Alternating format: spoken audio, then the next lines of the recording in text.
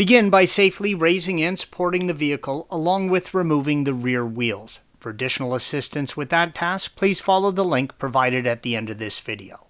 Shown here are the two upper control arms with where they connect to the wheel carrier, red arrows, and the subframe, blue arrows. The diagonal arm is indicated by the green arrow.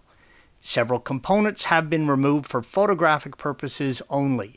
You do not need to remove anything other than what is stated in this video. I recommend that you replace one arm at a time to help prevent the suspension from sagging or lowering while working. Use a 16mm blue arrow and 18mm red arrow wrench and remove the upper hardware. Inspect the bushing, red arrow. If the bushing is bad but the arm is good, you can press in new bushings or even upgrade the bushing. The rear control attaches to the subframe with a 16mm bolt and an 18mm nut, blue arrow.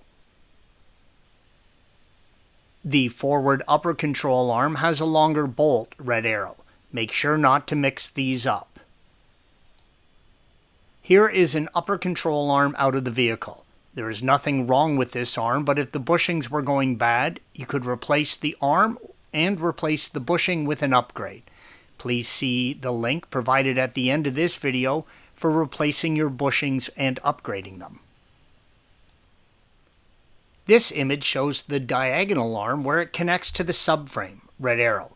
When replacing the arm, you will want to first remove the air diverter by removing the T27 screw from below, blue arrow. You can remove the brake air diverter either before or after you remove the arm by unclipping, blue arrow, it from the arm and pulling it off. Use a 19mm socket, blue arrow, and a 21mm wrench, red arrow, and remove the hardware connecting it to the lower coffin arm. Using the same tools, remove the hardware connecting it to the subframe. Slide the arm inward on the coffin arm and then out from the subframe bushing. There is a recess in the subframe bushing that should hold the top nut, red arrow. Installation is the reverse of removal.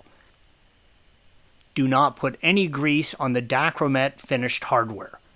Torque the connection to the coffin arm to 118 foot-pounds and the connection to the subframe to 133 foot-pounds. The upper control hardware is all torqued to 81.5 foot-pounds. Thanks for watching. Be sure to subscribe to our channel and check out another video in this series.